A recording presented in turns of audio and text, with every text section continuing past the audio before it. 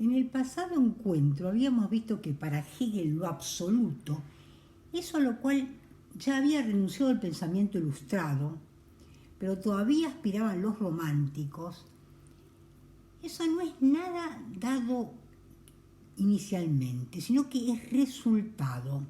Se da al fin de un largo proceso de desarrollo, un arduo trabajo, dice a veces Hegel, de la conciencia, por el cual del saber fenoménico, o sea, del momento ese en que nosotros estamos frente a las cosas que se nos presentan aquí y ahora, se va avanzando hacia el saber absoluto. Este es tanto el camino del individuo particular como también la historia de la humanidad. O sea que puede ser un desarrollo psicológico o una historia de la humanidad, de las sociedades, etc. Que a través de distintas etapas van tomando conocimiento de sí hasta su total despliegue.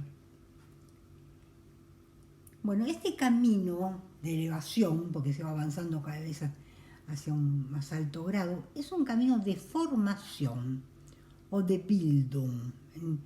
Esto quiere decir formación, Bildung, o cultura también. Por lo que parece lícito comparar la fenomenología con un producto de raigambre romántica que era el famoso Romanbildung, o novela de formación, uno de cuyos ejemplos paradigmáticos es el Wilhelm Meister de Goethe, donde el autor va narrando la travesía del héroe en el camino de su autorrealización. Y la fenomenología también es narración, es relato, cuyo protagonista es la conciencia. Entonces lo que se cuenta es el recorrido que realiza esa conciencia en su desarrollo, en su perfeccionamiento. Pero ojo, que él llama conciencia al primer grado de esto, ¿no? La conciencia natural, inmediata, individual. Luego va avanzando, se va desarrollando, igual que el héroe del Romanbildung, y en el último estadio ya tiene el nombre de espíritu, y más exactamente de espíritu absoluto. También por momentos Hegel va a decir, en vez de espíritu absoluto, saber absoluto. Entonces esto es la filosofía. Entonces la filosofía es historia de la filosofía. Este recorrido se va desarrollando por tríadas, que a su vez se subdividen en tríadas. Ahora vamos a presentar la estructura general de la fenomenología. El primer momento, como les decía, es el de la conciencia natural o conciencia del individuo, que ve al mundo natural y al mundo social como algo dado. Y luego va recorriendo etapas que Hegel ilustra con figuras de la conciencia. Y esas figuras tienen rasgos de héroes novelescos o personajes dramáticos que entran en conflicto a veces con ellos mismos, mostrando sus contradicciones, y luego finalmente se produce su caída, lo que da lugar al surgimiento de otra figura que niega la primera. O sea, esto es la dialéctica, que supone la negación. Cada una de esas figuras es el espíritu del mundo en sus distintas corporizaciones. Cada una de estas comienza con la certeza de sí, o sea, pensando que ella tiene la verdad, que es la verdadera vida. Pero luego se verá negada por la siguiente figura y pensará primero que la culpa es del mundo, que se le resiste, pero luego se va a dar cuenta de que se trata de su propia contradicción y que la historia y el mundo no son algo ajeno que está ahí, que la enfrenta, sino el producto de su propia construcción. Para que se den una idea, los personajes que aparecen en estas figuras hegelianas pueden ser Fausto, Antígona, pero también los estadios de la vida social de la humanidad, como por ejemplo la polis griega, el Imperio Romano, el cristianismo, el Estado moderno, la Revolución Francesa. Bueno, son muchas las figuras que van desfilando. Nosotros vamos a tomar algunas de ellas para verlas con más detalle. Para continuar con la estructura general de la fenomenología, bueno, como decíamos, la primera etapa es la de la conciencia natural, que es la conciencia individual. Cuando ésta se agota, el individuo se integra a la comunidad y se reconcilia con la comunidad, porque antes estaba aislado. Entonces la comprende y la siente como algo suyo, y así entra a la segunda etapa, que es la etapa de la autoconciencia. En esta etapa se trata de rehacer la experiencia, pero ya no como conciencia individual, sino como historia del género humano, de la humanidad. Y es así, en este desarrollo, que la conciencia llega al plano del conocimiento absoluto, o bien, como dice Hegel, espíritu absoluto. En cuanto a la tercera etapa, ya no se trata de conocimiento de la historia real, sino de recapitulación de los distintos momentos y los esfuerzos que ha hecho la humanidad para alcanzar el conocimiento pleno de la verdad. O sea, se trata de rehacer el camino. Y en este momento, el arte, la religión y la filosofía son las tres grandes etapas del último itinerario con el que se cumple el acabamiento del saber absoluto. Hasta aquí estamos con la estructura general de la fenomenología. Veamos ahora cada uno de los momentos en que ésta se va desarrollando. La conciencia individual, que es el primer momento, se subdivide a su vez en tres.